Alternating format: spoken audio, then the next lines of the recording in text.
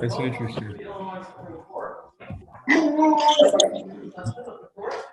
And as we are in a state building, we are following a disruption and see everyone to be gas. And we're all kind of comfortable with that at this point in our life. However, as we participate today, I will grant permission to the speakers to remove the masks from the seat. When the speakers do come forward, I know people are very often uncomfortable standing here at the bench where the council table, where usually the lawyers are facing the court. But today, this is a special day, and we want to make sure that everyone who's gathered here today can hear these wonderful words here. So you've got my permission. Turn your back on me and enjoy the words. This is the ceremonial court of the Supreme Court. The court sits usually in Springfield, in the building down there. Here in Chicago, as I say, this is the ceremonial. In both of the courtrooms, both in Springfield and here, are words printed on the back wall. In Latin. I took a lot of that. Maybe some of you did too, but if you think about it, it'd be probably easy to translate it. Audi alterum partem. What it means generally is, hear the other side. Remembering that this is what the judges are looking at.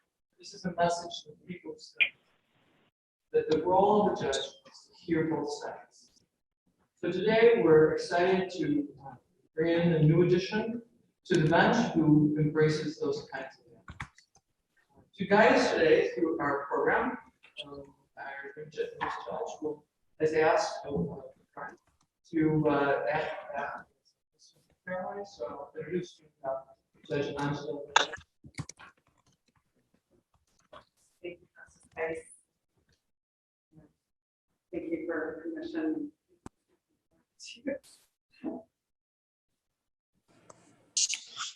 Good afternoon, everybody, and welcome. As Justice Tice said, my name is Ashna Hansen, and I am honored to be here today to MC Araceli's investiture. On behalf of Araceli, I would like to welcome all the elected officials in the room today and my esteemed colleagues of the judiciary. So welcome and thank you for being here. And Justice Tice, I had a moment in back that I do want to say in front of everybody, and I think everybody here would agree with me. Thank you so much for making it possible for all of us to be here today at the pinnacle of Araceli's career. So thank you. Sally and I have known each other for over 20 years.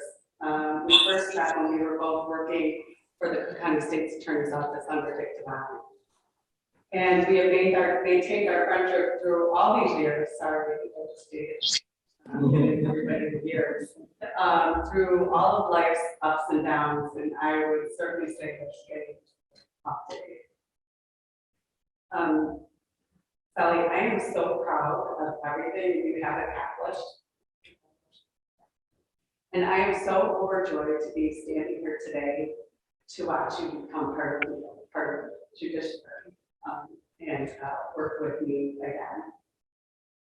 It's something that you have tirelessly worked for to achieve. I realize that you aren't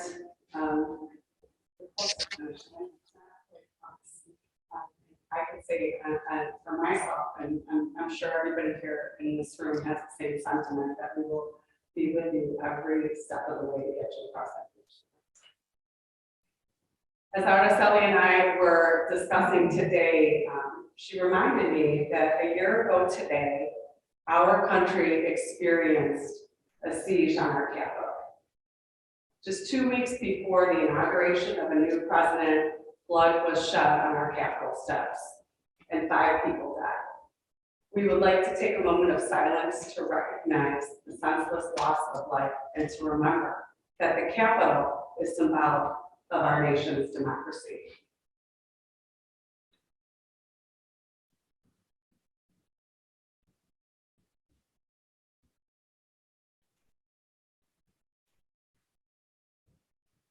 Thank you. I just mentioned democracy, the foundation of our nation to which people, and in particular women, like Sally, like me, would not otherwise have the opportunity to don a black robe and pursue justice.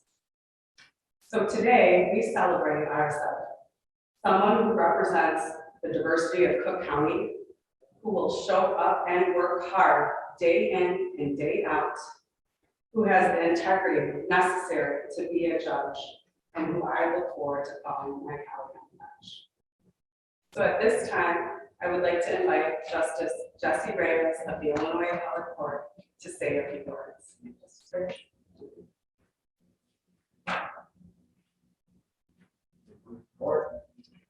I might give us permission, but it's like that.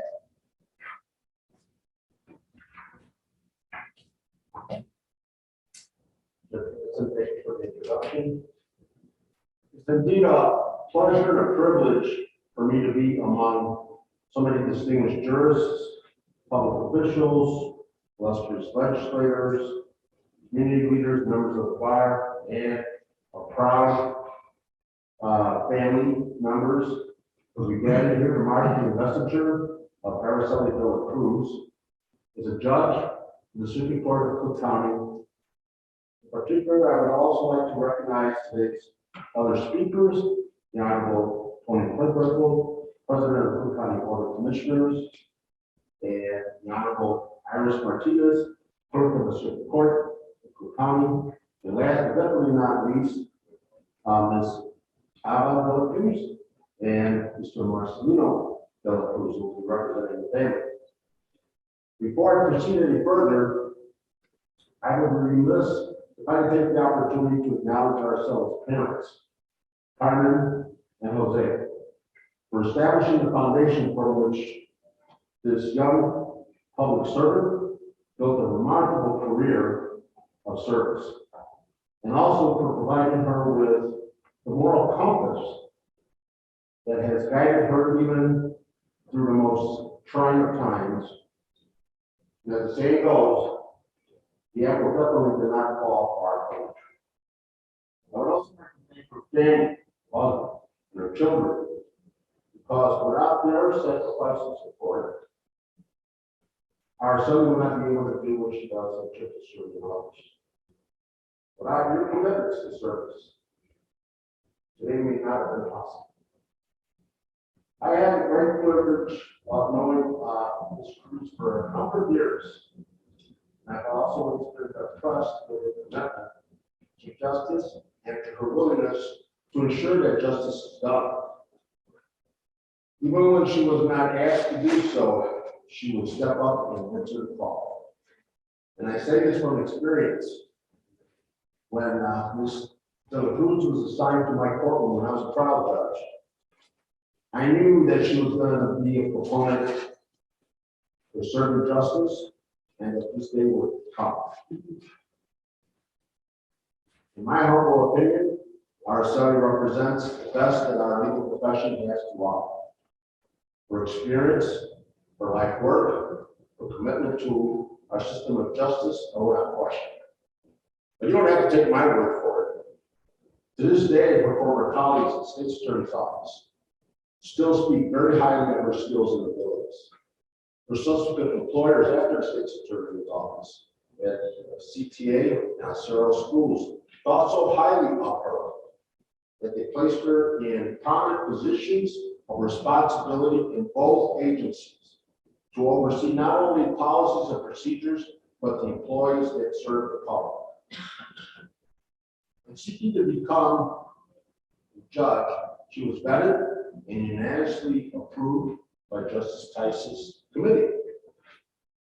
And not only once, but twice, unanimously was voted by the Cook County Democratic Party to be recommended to voters for the support of Cook County. So I believe she has, without doubt, earned this opportunity to serve the people of Cook County as Circuit Court judge. Today is a special occasion for many reasons. The most important reason is the occasion matters most of all to all of us. because she is a superbly gifted and skilled advocate and has decided to answer the call when she could have done otherwise, to don the black robe and become a member of the Supreme Court of Cook County. Though through disappointment, the legal profession has lost in esteem and respected living. Justice Tyson noticed the court by selecting Araceli Cruz have taken a step further towards uniting us all as one whole community. Unlike many, Araceli Cruz will never forget where she came from. She will always continue giving back to the community, to serving the community. She will be a jurist who will serve the public on and off the bench. She will also always serve as an inspiration to our next generation of persistence and a message that you can accomplish anything you want to accomplish, just work for it.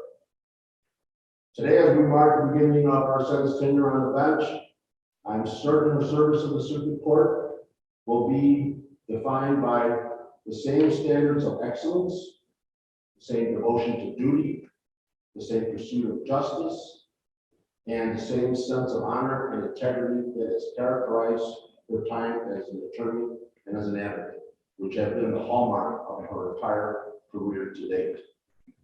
As a jurist, I'm sure that in every case, and in every instance, and in every endeavor, she will do what is necessary and what is right.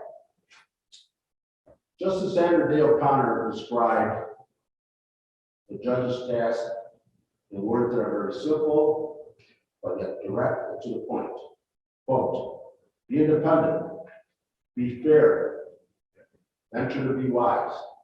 Araceli, I commend those words to you for your consideration when you serve the public as a judge of the Supreme Court of Cook County.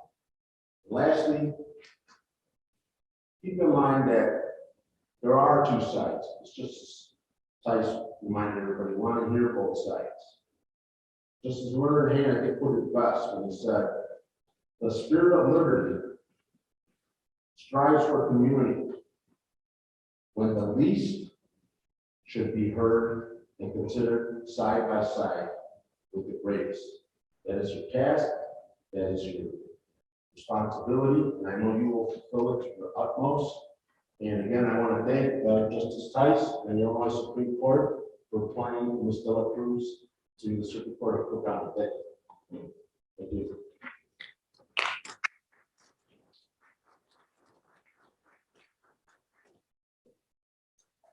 Thank you, Justice Reyes.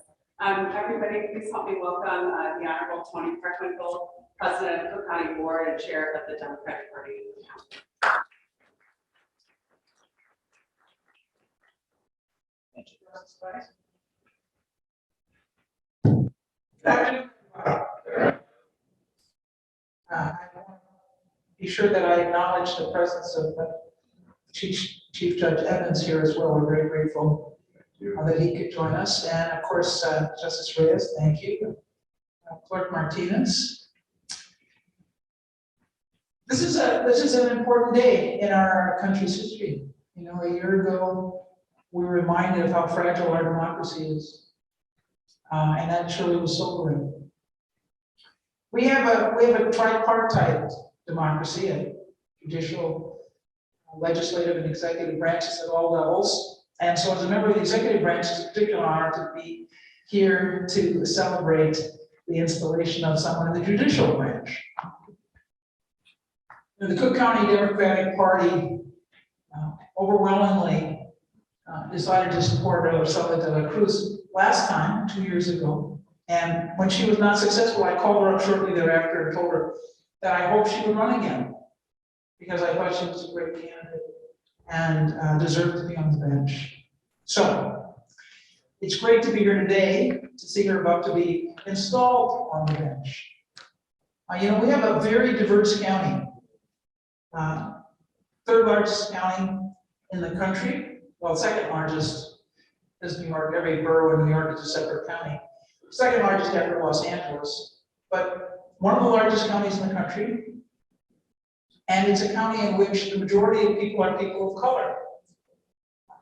Latino community, African American community, the Asian American community, comprise more than half of our county. And it's very important that our bench reflect the diversity of our county. So I'm very grateful to Justice Tice for adding a member of the Latino community to the bench today, and a smart and talented young woman who I'm sure will serve our community well. Congratulations.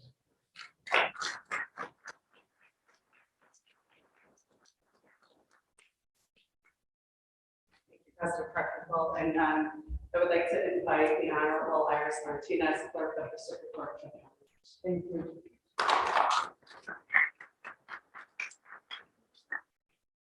Thank you so much.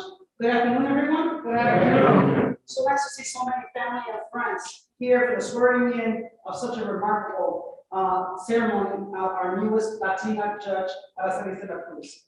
I want to start by thanking Supreme Court Justice Mary Jane Tice for conferring this honor upon Araceli. For in doing so, you have conferred this honor on all of us. We, the members of the Latino community, know that you get pulled in all different directions from different contingency groups. So when we are so honored by you, we are also very grateful. We don't take any of this lightly. We don't take any of it for granted. We are humbled by the fact that you chose one of ours to fill the judicial vacancy, and we will work hard to carry her across the finish line. You should know that she has already been slated for the countywide vacancy by the Cook County Democratic Party. Thank you so much for that. The leadership in Araceli's community will work hard to honor this appointment by electing her this coming June 28th. And now I will turn our remarks to our guest of honor, Araceli's. You have made your family and your community so proud. El orgullo. You'll be a shining reflection of the best the Latino community has to offer. We look forward to having you donate the roads of truth, justice, and fairness.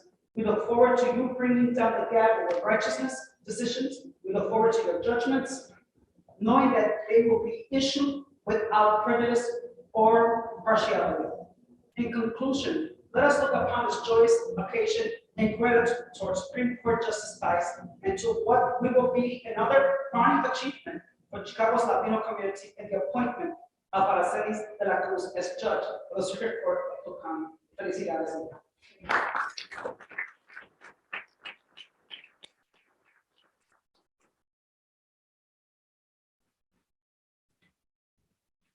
Thank you, Clerk Martinez.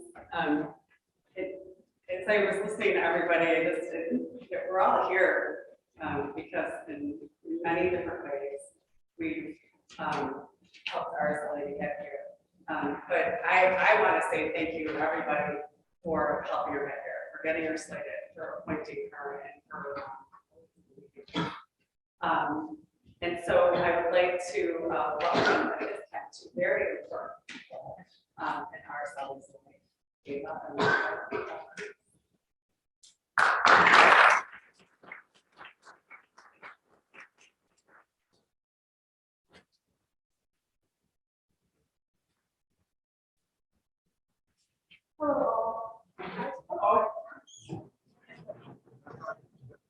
As you know already, we're Ava and Marcy Meadows. We've always known that our mom was inspirational, and now we want to share what we've learned from her. Our mother has always been strong, loving, hardworking. She's someone we can look up to, who sets an example of who we would both relate to.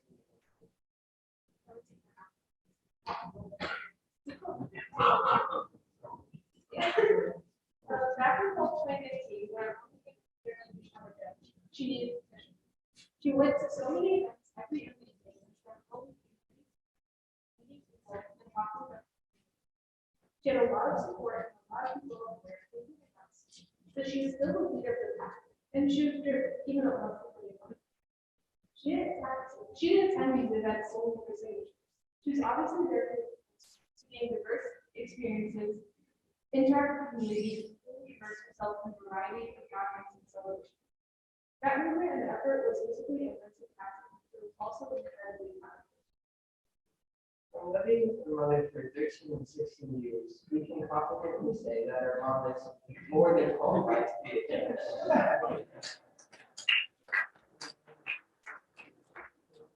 For one, she is a master of multitasking. She loves to make to-do lists, and when I sometimes glimpse I asked myself, how does she do it all? And when our mom is determined to do something, you better beware because she gives everything she has to achieve her goal, no matter how difficult the task may seem. We saw her campaign ferociously, work endlessly, and even when the outcomes weren't as planned, she never gave up. Despite all that work, our mom still finds time to be understanding and listen to any problems we may have, or just hear about our day. I'd like to think that her actions rub off on us, and we are so grateful for that. She really does make us a better person. We watched all of this hard work of hers pay off before us. The happiness and pride that radiated off of her when she shared with us that she would have ever forget. It demonstrated that hard work really truly does pay off, and that we'll always be proud of her. We love her mom so much. She's one of our greatest moms. We're so proud of you, Mom.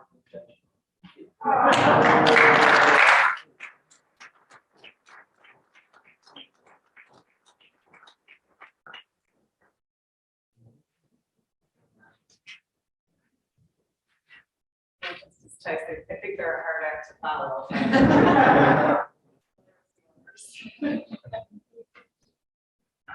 Well, welcome all, like I said, this is delightful. Beautiful.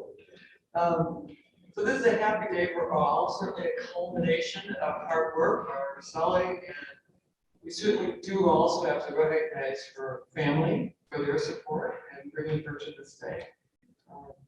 I do think it's important to recognize her community who brought her to this day as well. Talk for a long time about diversity. And I think what we meant by that for a very long time is that we have been trying to encourage those who have been excluded to come in, to join bench, join discussion. I also like to think that we've matured from just that idea of county heads. I like to think that we've come to understand that the differences among us is what enrich our life, enrich our communities, enrich the administration of justice. So I'd like to think more about diversity in the sense of inclusion and equality. It's certainly an important moment in this time when we reach out and try to find ways to expand the people who join us in these pursuits. That at this moment, it feels like we're not just bringing people into the system. We're asking people to step up to leadership. Now is the time to have voices that have not been heard, not only be included, but to lead.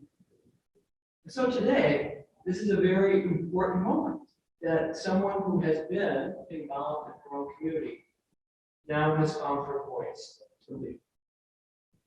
But let me talk to you for a minute or so, because let me suggest to you that becoming a judge is more than just taking an oath. In a moment, you're going to raise your hand and say some really powerful words.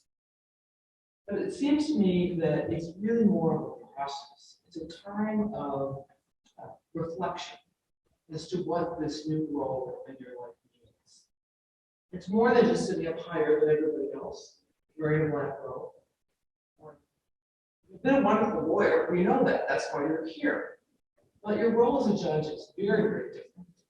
And becoming a good judge starts today. And in some way, that process continues through your entire judicial career. Your life is about to change in some very significant ways. And one of them is that you are joining an independent, co-equal branch of government. Most people have contact with the governor or with legislators or the members of the Supreme Court. However, the places where you are going to be working, the family court, the traffic court, criminal courts, that's where most people have contact with the court system and with government. You are the face of the judiciary. It's an amazing responsibility you have, especially as a new judge. These are times where we know that trust in many institutions is very low, and specifically that trust in our court system is very low. And that's important. That's not just a random idea. It has significance. Over the past 20 years or so, researchers have been studying the question of why do people obey laws? Why do they follow orders at all? Why do they conform? And as the studies have taken place, and the National Center for State Courts just did the same kind of study just a few years ago, the answer always comes back the same. People are willing to accept what happens to them in court, win or lose, in direct relationship to whether or not they believe they've been treated fairly. That's private when you see these studies. It's not whether you win or lose. It's how you feel you've been treated in a courtroom is the strongest indicator of whether someone's going to obey the law. It's a really powerful idea. And it's a real challenge for a judge to think about. So it's not just the ruling you make. It's when you convince the people in your case, in the case, that you have heard them, you've heard their voices, you've treated them fairly. We call this idea of procedural fairness. You're going to hear that word a lot. As judges, we talk about that a lot. How to communicate to people their value when they come. So we meet in the middle of the pandemic, and we've all been talking about the challenge it is for all of us. I heard yourself is under the weather over Christmas. Everybody's feeling better now. In my family, we didn't have Christmas at all. Literally, of my 12 members of my family, 6 were sick. And on Sunday, we're going to have Christmas because we didn't plan. We're lucky that we can at least meet in this week. But probably for most of us, what our lives have been Zoom, just those pictures on a screen. So in today's world, where that's how court is heard, and I think we will continue, because there's some good things about it. We'll continue to use that kind of medium moving forward, even after we get moved beyond this pandemic. Challenge for the judge is how do you communicate people in those boxes on the screen? They have been valued. They have been heard. They've been treated fairly. It's a new set of skills that judges have to learn. Well, there are a lot of challenges that you have, and a lot of things to learn. One of the things that I know you've told me you already know is that there's a great deal of judicial education that goes on in. And for example, there are a series of bench books to help the judges learn basic rules that they're going to need in court. And so I know the presiding judge traffic court who already sent to you the traffic bench book. There's a hint about where you may be. And the purpose of that book is to give you some real basic understanding of traffic law. You know, no matter what kind of law you're doing, that's most of us really don't know. That's what those bench books are there to help you. But there's bigger ideas of how you become a good judge. Take more time and more thought and more support. And so you'll find very soon you'll be contacted by Illinois Judicial College, where you will participate in a new judge orientation process. In the past, we did that at a big conference, you know, with every new judge in the state of Illinois. Today, the way the new judge training has evolved, especially during this pandemic, that you'll be paired with a total of 8 other new judges from across the state and 2 senior judges. And over the next year, you'll have an opportunity to learn and to learn from each other, from the other new judges. Some skills that you didn't have before. Because being a judge is so different from being a lawyer. One of the big challenges that judges have today is the fact that a huge percentage of civil cases, people are unrepresented. Self-represented litigants come to our courts alone, afraid. They don't even speak our language in terms of the law, and many of them don't speak English. deal with people who are not. How to treat them, how to allow them to have their voices heard. So certainly that's an important part of judicial training. Another important part of judicial training is thinking about how to interrupt implicit bias. It's a given. It works. We're human beings. The biases that we aren't even aware of, that's what implicit bias means. We don't even aware. So when you take all today to be fair, there are things that you might not even be aware of about yourself that might interrupt it. So how, as a judge, do you deal with that? And I think what we learn is the Illinois judiciary is working very hard to think about ways to interrupt our natural implicit bias so that it does not affect the decision-making process. There are a lot of techniques that we've learned from other states and from other academic groups.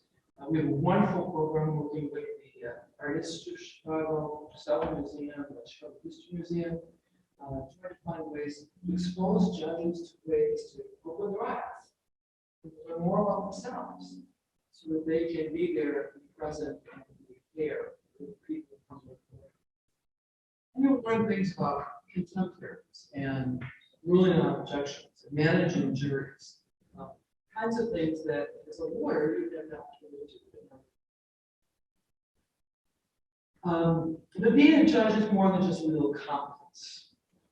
If you are unfamiliar with the Code of Judicial Conduct, I suggest now is the time to read it. The rules set out incredibly high standards for judges. They're very basic. Supreme Court Rule 63 says this: the judge should be faithful to the law, unswayed by partisan interests, public clamor, or fear of criticism. The judge should be patient, dignified. The judge should perform judicial duties without bias or prejudice. The judge should accord to every person the right to be heard. That's what we ask our judges to do, to be. Those are the standards, they're ethical standards the judge must embrace. As a judge, you will have to make difficult, sometimes unpopular decisions.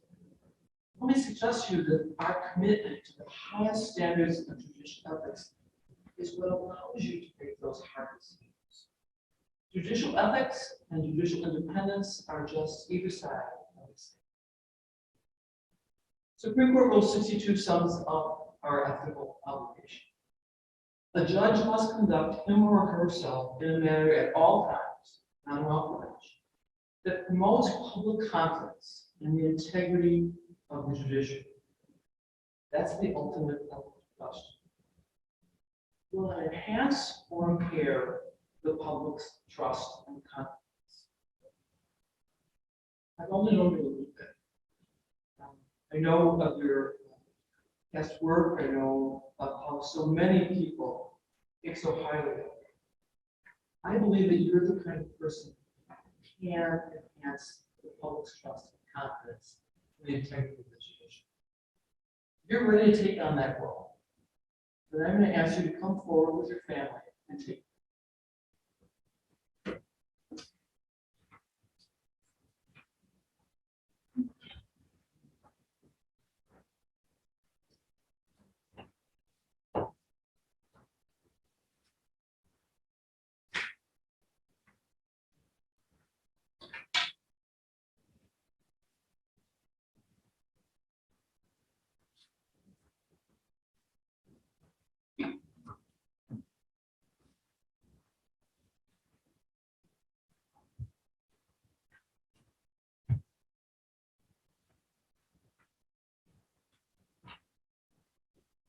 Sometimes I make a joke of this one. Here's my joke. When you first put out a it's tricky business. It's the never deal. And often, soon-to-be judges kind of struggle with it. And they tell the story about one time a wonderful judge, but on her first day, she was struggling with the robe. She sit up with him, and she forgot to take the tag off.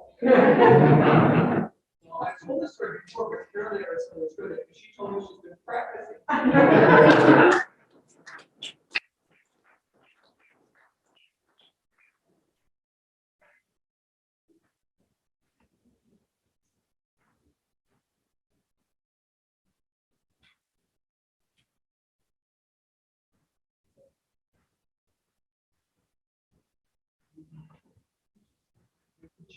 Beautiful, where you working?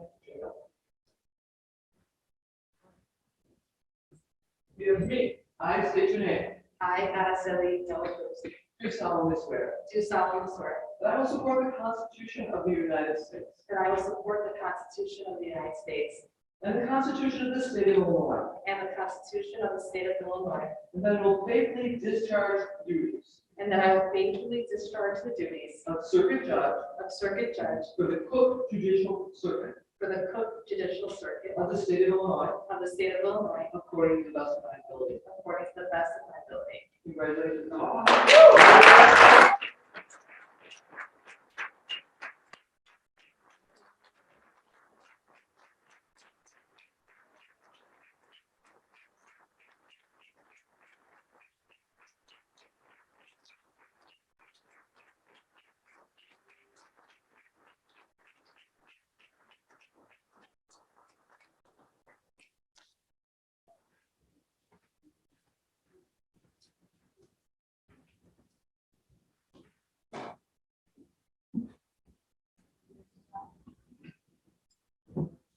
Cruz, may take the bench.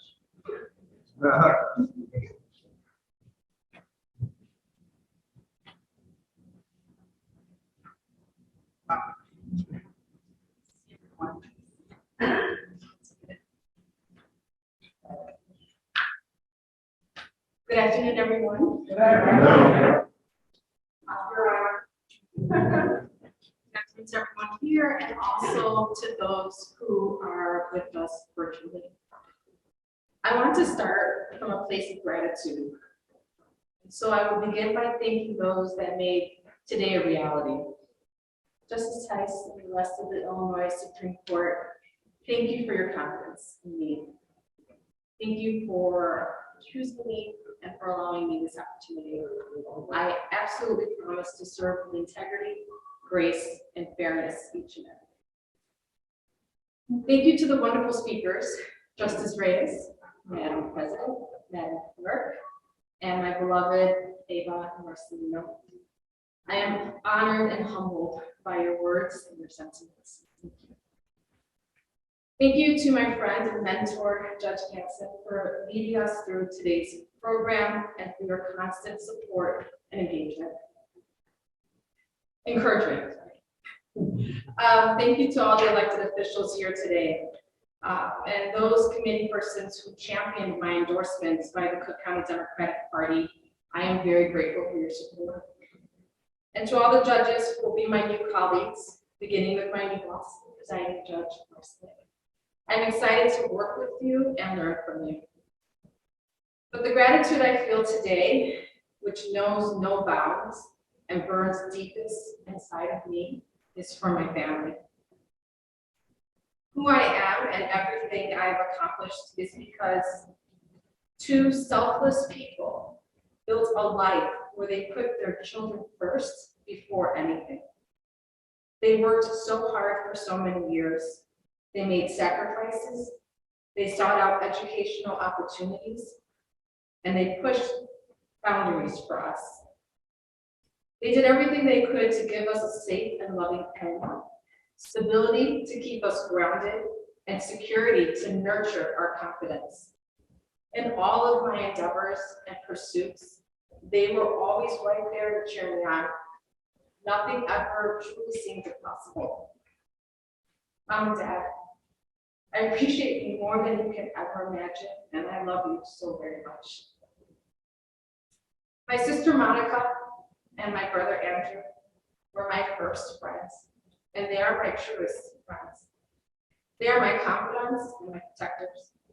And just like our parents, they have always been there to cheer me on, and I savor each of their joys and their accomplishments.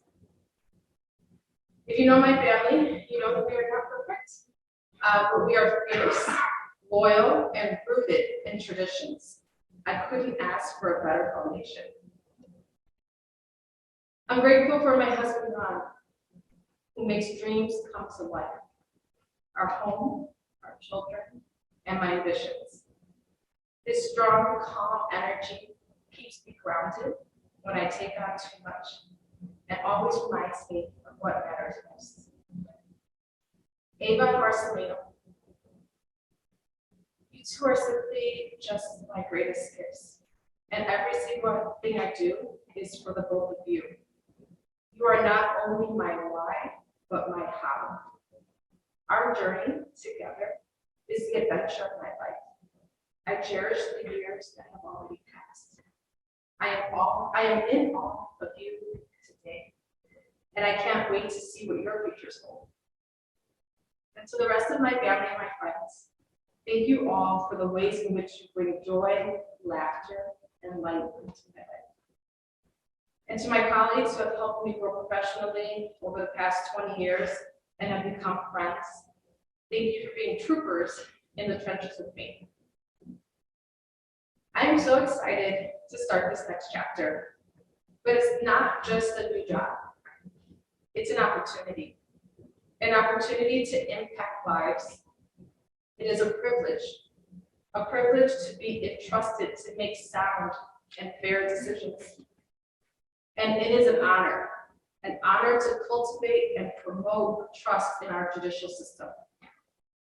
My intention is to be fully open to all who come before me, to be kind and patient, to recognize what it means for each and every person who finds himself in a court of law, to remain mindful that my everyday experience will most likely be their once-in-a-lifetime experience, to rely on my integrity, to be bold and courageous with empathy and humility, to see and recognize the experiences and voices of the many diverse communities I know and love.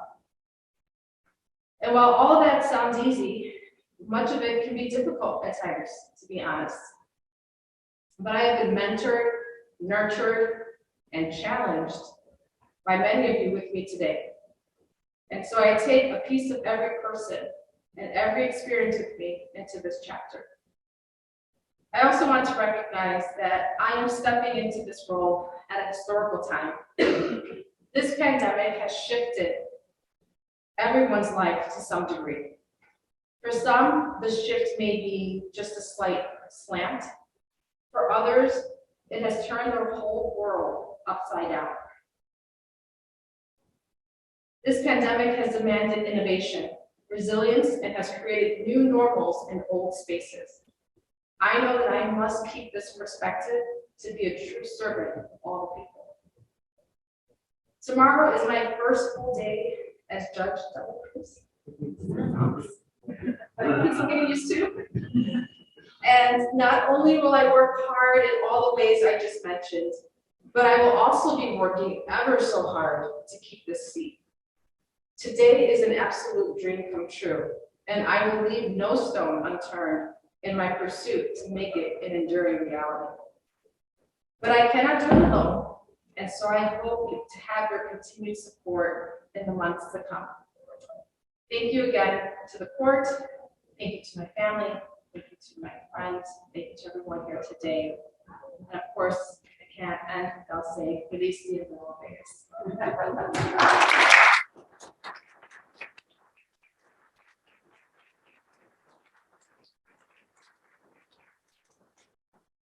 That was wonderful. That's a pretty flexible way to start. Araceli told me she chose today specifically to have this celebration event. With that, we are adjourned. Mr. Marshall. Everyone, please rise. This court stands adjourned.